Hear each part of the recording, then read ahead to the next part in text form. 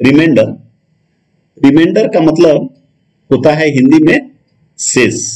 हम लोग जानते हैं कि कोई भी नंबर है, मान लीजिए कि 50 है, 50 है, और इसमें हम लोग सपोज 7 से भाग देते हैं तो आ जाता है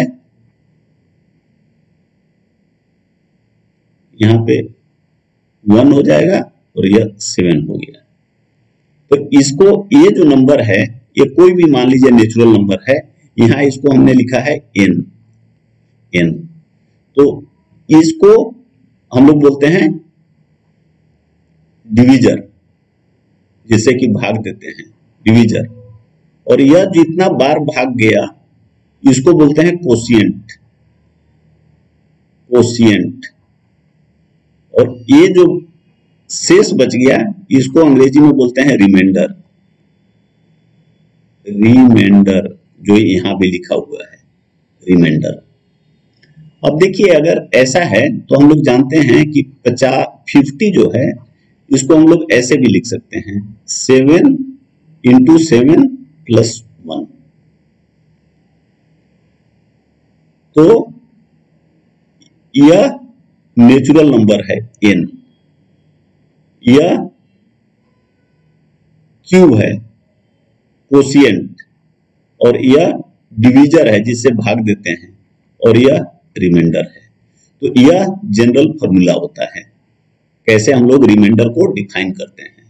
हिंदी में शेष बोलते हैं, तो हम लोग सब लोग जानते हैं इसको। अब बात आती है कि देखिए जैसे यहां हमने 50 का निकाला, हम लोग अपने आज तक बहुत सारे प्रॉब्लम्स किए हैं सभी लोग, और ये निकालते रहते हैं रिमाइंडर से, कोई बहुत बड़ी बात नहीं है। लेकिन मान लीजिए हमसे कहा जाए कि 3, 8, 5, 6 का पावर 5, 9, 8, 5 को अगर हम 27 से भाग दे दें तो इसका रिमाइंडर कितना बचेगा, रिमाइंडर कितना बचेगा, शेष कितना बचेगा। तो देखिए ये कितना बड़ा नंबर हो गया, और इस तरीके से भाग देके जैसे हमने यहां निकाला वो संभव नहीं होगा। तो इसके लिए कुछ रिमाइंडर के प्रॉपर्टीज होते हैं जिसको हम लोग यहां पर पहले देखेंगे, उसके बाद ये सब नियम को हम लोग अप्लाई करेंगे। तो यहां पर देखिए लिखा हुआ है कि reminders are consistent in addition, subtraction, multiplication.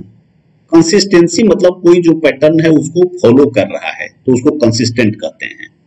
अब देखिए एडिशन में कंसिस्टेंट होने का क्या मतलब है, मतलब यह है कि जैसे मान लीजिए हमने यहाँ पे देखिए 50 में 7 से डिवाइड किया, और मान लीजिए 60 भी है, इसमें हमने 7 से डिवाइड किया, तो 50 में 7 से जब डिवाइड करेंगे तो रिमाइंडर 1 बचा, और 60 में जब 7 से डिवाइड करेंगे तो रिमाइंडर 4 बचा, 4 बचा।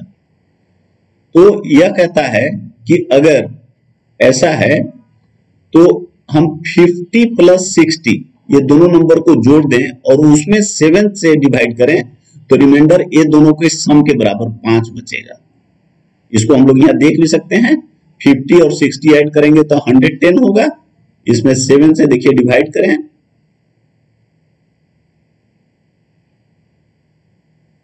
सॉरी यहां 7 आएगा, 4 0 5 बार जाएगा तो यहां आ जाएगा 35, यहां रह जाएगा 5। तो इस तरह से अगर दो नंबर को अलग अलग हम कोई पार्टिकुलर डिवीजर से, विभाजक से भाग दें तो कुछ रिमाइंडर बचेगा, उसको ऐड कर दें तो दोनों नंबर को ऐड करके और उसी डिवीजर से भाग दें तो रिमाइंडर सेम आएगा। इसको कहते हैं कंसिस्टेंसी इन एडिशन, जोड़ में कंसिस्टेंसी। उसी तरह सब्ट्रैक्शन में कि अगर इसको हम घटा दें तो जैसे यहां ऐड किए थे यहां माइनस कर दें तो देखिए 60 में 7 से डिवाइड किए तो 4 रिमाइंडर बचा, और 50 में 7 से किए तो 1 बचा, तो यहां 3 बच रहा है। तो मतलब 60 में 50 को माइनस कर दें 60 में 50 को तो ये 10 हो जाएगा, तो 10 में अगर हम 7 से डिवाइड कर दें तो रिमाइंडर 3 बच गया, तो 1 आता है। और उसी तरह मल्टीप्लीकेशन में भी होगा कि अगर ये दोनों को मल्टीप्लाई कर दें तो 3000 आ जाएगा, उसमें 7 से डिवाइड कर दें और ये 1 into 4 को मल्टीप्लाई कर रहे हैं तो 4 बच रहा है। तो उसको देखेंगे कि अगर हम 50 into 60 by 7 करेंगे तो हमारा रिमाइंडर जो है वो 4 आएगा। तो ये हो गया कंसिस्टेंसी, इस तरह से ये होता है। अब कहता है कि एफ एक्स कहते हैं, देखिए कोई भी फंक्शन है, बहुत सारा समय ये डायरेक्ट प्रॉब्लम आप लोगों के एग्जाम्स में आ जाते हैं, इसलिए मैंने स्पेशली यहां लिखा है। जैसे एफ एक्स कहने का मतलब है कि कोई भी एक्स का एक फंक्शन है, जैसे कहेगा कि मान लीजिए x5 plus x³ plus x² plus कुछ भी कहते 5, ये इसमें हमने बहुत सारा छोड़ दिया है, x का पावर 4 भी हो सकता है, x भी हो सकता है, कुछ भी दिया जा सकता है। अब ये कहेगा कि मान लीजिए कि x माइनस 1 से इसको डिवाइड करें तो रिमाइंडर कितना बचेगा, तो a इसका आंसर होगा एफ ए। तो यहां a की जगह पे 1 है, a बराबर 1 है, तो इसमें x के जगह पे 1 रख देना है। तो जैसे यहां रखेंगे तो x5 1 हो गया, 1 x³ भी 1 हो गया, ये भी 1 हो गया प्लस 5, तो ये आंसर बच जाएगा 8। तो ये हमारा रिमाइंडर होगा। अब ये देखिए फोर्थ रूल कहता है कि a प्लस 1 का power n by a will always give reminder 1, हमेशा रिमाइंडर 1 देगा, चाहे वो कुछ भी वैल्यू हो। कहने का मतलब है a प्लस 1 a से 1 ज्यादा होगा। तो अब जैसे मान लीजिए कि कोई भी नंबर आप लीजिए, जैसे सपोज हम लिख दिए 101, अब 101 और इससे नीचे एक कम 100, इसका पावर कुछ भी लिख दीजिए, मान लीजिए हम लिख दिए 5 6 3 8 4, कुछ भी आपका लिख दे, तो इससे एक कम है, तो इस रूल के मुताबिक इसका जो रिमाइंडर होगा वो 1 होगा, यहाँ पे लिखा हुआ है, उससे कोई फर्क नहीं पड़ता कि यहाँ कितना वैल्यू लिखा है। उसी तरह 101 के जगह पे मान लीजिए 100 होता, यहाँ 99 होता, 51 होता 50 होता, 49 होता 40 होता, 48 होता, कुछ भी हो, केवल है कि ऊपर एक अधिक होना चाहिए, नीचे एक कम होना चाहिए।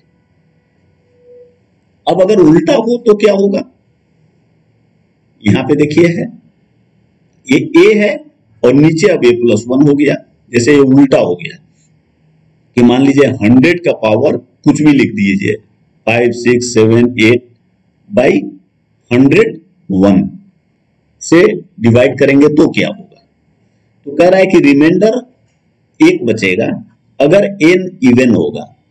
यह जो n है, जो पावर है, ये देखिए जैसे अंत में 8 है तो इसका मतलब यह इवन है, इतना बड़ा भी है तो उससे कोई फर्क नहीं पड़ता, केवल आपको ये देखना है कि इवन है कि ऑड है, और वो सबसे अंत में देखने से ही आपको पता चल जाएगा।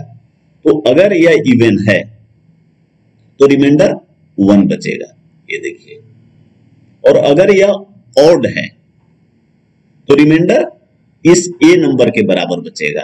अगर मान लीजिए इसी 8 को आप 9 कर दें तो आपका जो रिमाइंडर होगा वो 100 बचेगा, a के बराबर। अब देखिए सिक्स्थ रूल कहता है factorial a by a plus 1। Factorial a कहते हैं, जैसे मान लीजिए फैक्टोरियल 5 का मतलब होता है 5 इंटू 4 इंटू 3 इंटू 2 इंटू 1, मतलब यहां से शुरू करके 1 से शुरू करके और इस नंबर तक का लगातार मल्टीप्लिकेशन को फैक्टोरियल बोलते हैं, इस तरह से लिखते हैं, फैक्टोरियल बोलते हैं। अब अगर मान लीजिए यह है फैक्टोरियल 4 तो क्या लिखेंगे 4 इंटू 3 इंटू 2 इंटू 1। तो ऐसे केसेस में कह रहा है कि factorial a divided by a plus 1 में रिमाइंडर कितना होगा, a होगा।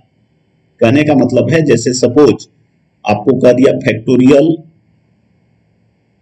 102 बाई 103, नीचे एक अधिक है, a प्लस 1 है, तो इसका रिमाइंडर कितना होगा, तो इस केस में रिमाइंडर होगा जो a है, a कितना है यहाँ पे 102, तो इसको यह रूल हो गया।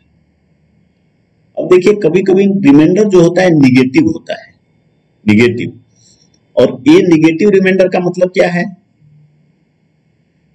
अगर d से भाग दे रहे हैं, डिवीजर d है और निगेटिव रिमाइंडर -x आ गया, तो इसको इसमें ऐड कर दीजिए, वो उतना उसका मतलब बराबर है। जैसे मान लीजिए कि हम यहाँ पे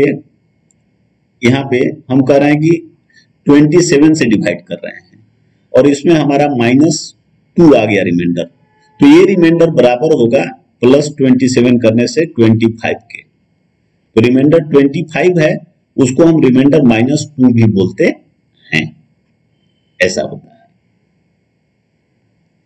अब a का पावर b है, a कोई भी नंबर है और b कोई भी नंबर है, तो उसका रिमाइंडर r1 का power b,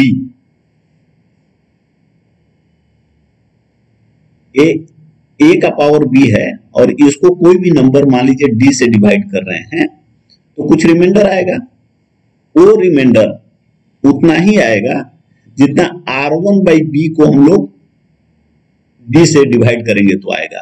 where r1 is reminder, शेष है, when a is divided by same divisor. r1 जो है वो अगर a को d से डिवाइड किए तो जो रिमाइंडर बचा वो r1 है। कहने का मतलब है कि जैसे मान लीजिए 51 है का कुछ भी पावर में है, 8, 9, 3, 2, 1 कुछ भी बड़ा सा है, और इसमें आपको 17 से डिवाइड कर रहे हैं और अब आपको शेष निकालना है, रिमाइंडर निकालना है। तो इस 17 से केवल 51 में डिवाइड करेंगे तो आपको 3 आ जाएगा, 3 आ जाएगा। 51 में 17 से भाग देंगे तो 3 बार जाएगा भाग, तो 3 का पावर 8, 9, 3, 2, 1 को 17 से भाग देंगे, डिवाइड करेंगे, तो जितना रिमाइंडर आएगा, जितना शेष आएगा, उतना ही इस केस में भी शेष या रिमाइंडर आएगा।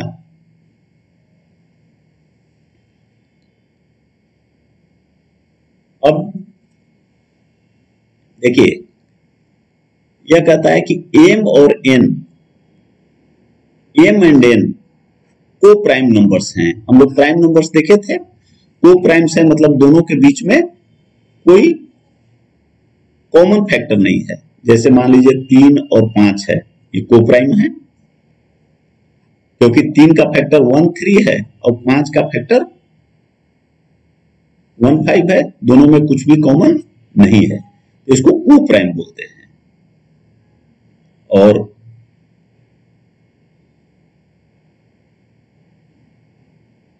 जैसे मान लीजिए 12 है, 25 है, ये भी दोनों को प्राइम हैं क्योंकि 12 का फैक्टर 1, 2, 3, 4, 6 और 12 है। और 25 का देखेंगे तो 1, 5, 5 और 25 है, तो इन दोनों में भी कोई कॉमन फैक्टर नहीं है।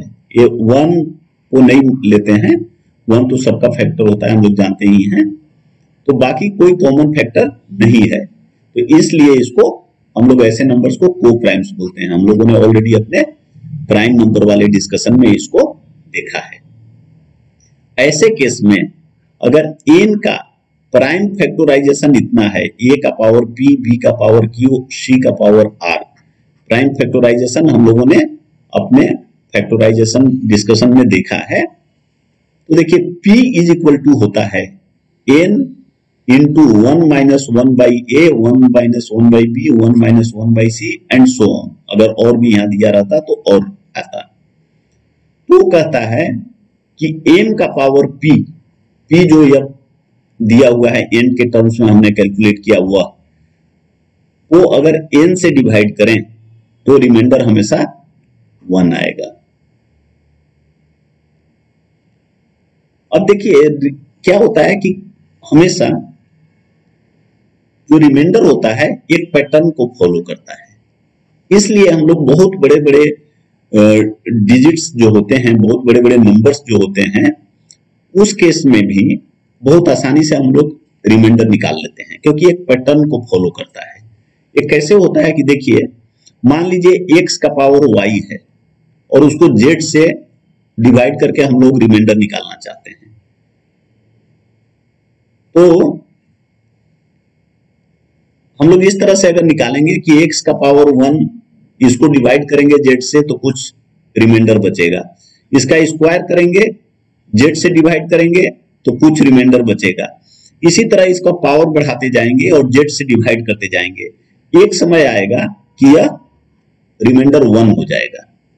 तो इस केस में इस k को साइक्लिक पीरियड बोलते हैं, साइक्लिक पीरियड बोलते हैं। और इसके बाद आप देखेंगे कि अगर x का पावर बढ़ाएंगे, जैसे k के जगह k प्लस 1 करेंगे, तो फिर यहां जो शुरू हुआ था रिमाइंडर a शुरुआत से, वो फिर रिपीट करने लगेगा। इसके बाद फिर बढ़ाएंगे तो रिमाइंडर b आएगा, उसके बाद फिर बढ़ाएंगे तो आगे इस तरह से ये ऊपर जो रिमाइंडर आए थे वही रिपीट करने लगेंगे। तो इससे पता यह चलता है कि ये नंबर कितना हो बड़ा हो। अगर हम लोग एक साइक्लिक तक निकाल लें तो सेम रिमाइंडर रिपीट करेगा, इसलिए उसको हम बहुत आसानी से निकाल लेंगे। तो इसमें क्या करते हैं कि देखिए अब k हमारा साइक्लिक पीरियड निकल गया, तो y को k से डिवाइड कर देते हैं, यह जो है, तो इसमें रिमाइंडर कुछ भी आ गया p। तो अब x का पावर y z, इसका रिमाइंडर उतना ही बचेगा जितना x का पावर p को z से डिवाइड करेंगे। और यह जो नंबर होगा x का पावर p, यह काफी छोटा नंबर होगा, ये सब नंबर्स के कंपैरिजन में बहुत छोटा होगा। तो हम लोग आसानी से, और जो पीछे हम लोगों ने रूल्स पढ़ा है उसकी मदद से इस रिमाइंडर को आसानी से निकाल लेंगे। अभी हम लोग एग्जांपल्स देखेंगे कि कैसे होता है।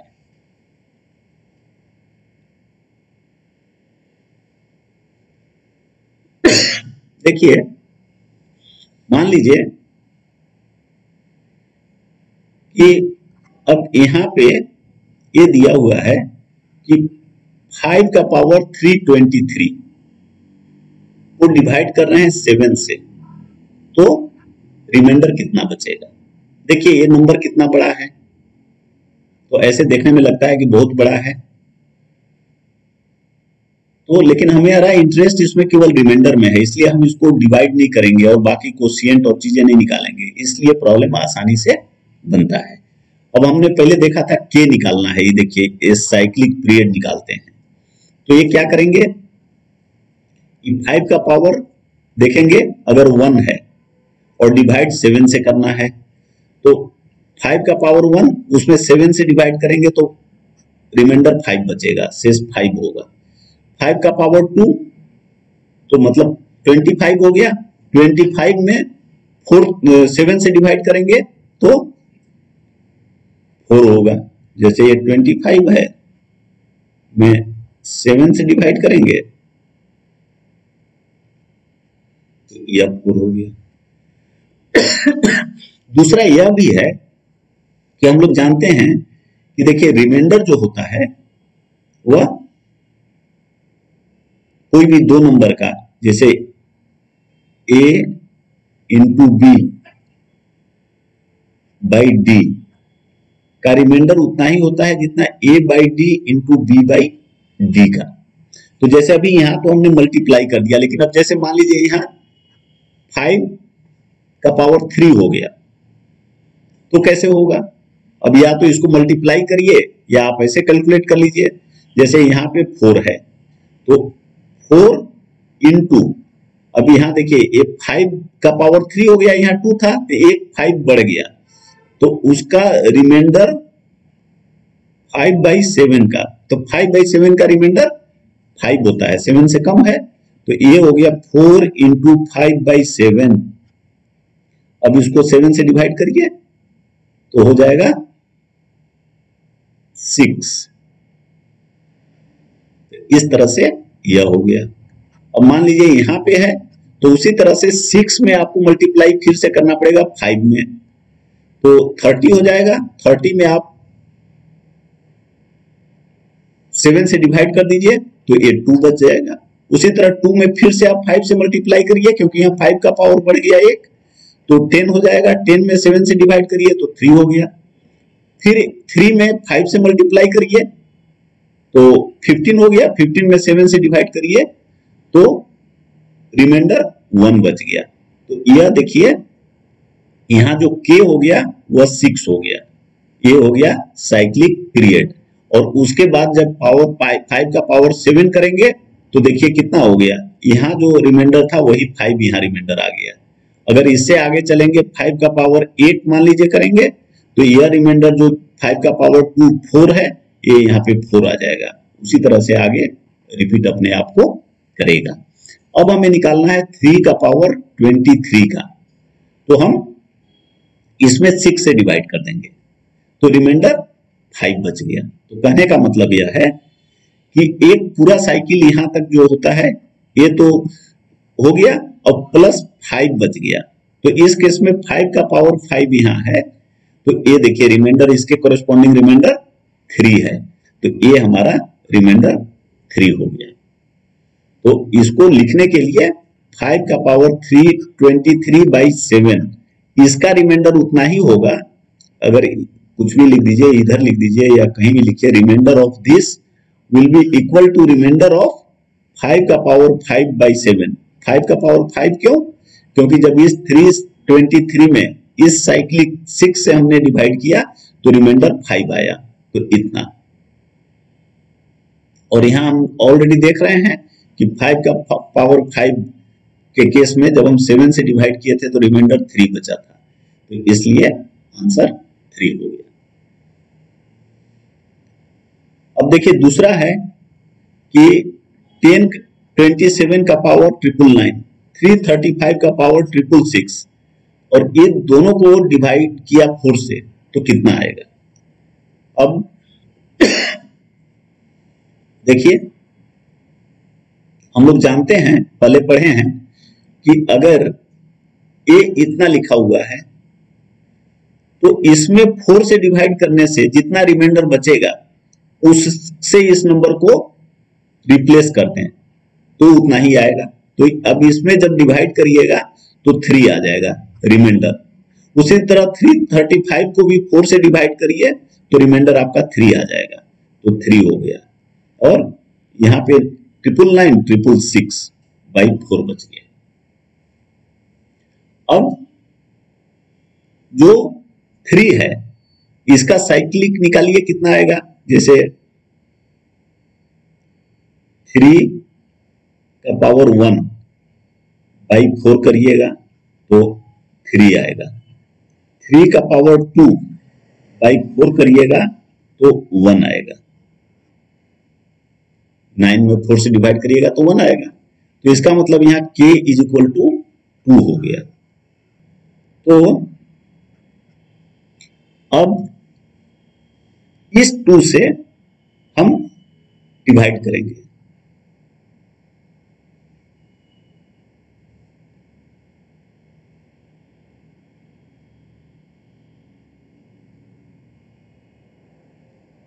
तो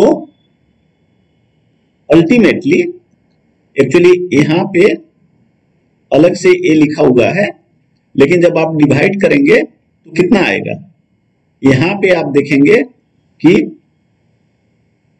ए ऑड नंबर है, तो 2 से जब डिवाइड करेंगे तो इसमें आएगा 1, और जब ए इवन नंबर है 666, इसमें जब आप 2 से डिवाइड करेंगे तो ए आएगा 0, तो ए आ गया 3, और यह 1 का, यहां 3 का पावर यह हो गया 0, और यह हो गया 3 का पावर बेसिकली 1। 3 और 2 भी उतना ही आएगा, लेकिन ये इसमें देखिए अगर हम 3 से डिवाइड करेंगे तो ये 1 आ जाएगा, और इसमें हम लोग 2 से डिवाइड करेंगे तो 0 आ जाएगा, क्योंकि यह इवन है। तो 3 का पावर 1 3 रह जाएगा, और ये 3 का पावर 0 1 हो जाएगा। कोई भी नंबर का पावर 0 1 होता है, तो 3 + 1 4 हो गया। तो 4 में जब 4 से डिवाइड करेंगे तो रिमाइंडर 0 बच जाएगा। तो ये हमारा आंसर हो गया।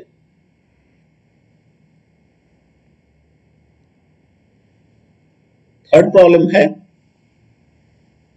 3 का आपको रिमाइंडर 3 का पावर 1223/80 निकालना है। अब देखिए हम लोगों ने देखा है कि अब ये इतना 3 का पावर 1223, एक्चुअली यहां ये 0 है, सॉरी 1223/380 है। इसको 1223 को आप लिख सकते हैं 1220, यहां 1220 हमने +3। तो इसका मतलब क्या है कि जो 1223 है, इसको आप 2 पार्ट में कर सकते हैं। एक लिख सकते हैं 31220 इंटू 3 का पावर 3, यहां 0 प्लस एक्चुअली इसको 3 है। अब यह जो है इसको इस तरह से भी लिख सकते हैं कि 3 का पावर 4 इंटू 305 इंटू 3 का पावर 3, ये तो उतना ही रह गया। और इसको 1220 को पहले इसमें 4 से डिवाइड कर दिए तो 4 अलग कर दिए, तो ये 305 बच जाएगा, इसको अलग कर दिया। तो ये देखिए उसी चीज को हमने यहां इस तरह से लिख दिया। अब हम लोग जानते हैं कि यह एक नंबर है, इसका पावर 305 है, और इसमें अगर हम 80 से डिवाइड करें तो जितना आएगा उसका पावर 305 का रिमाइंडर सेम रहता है।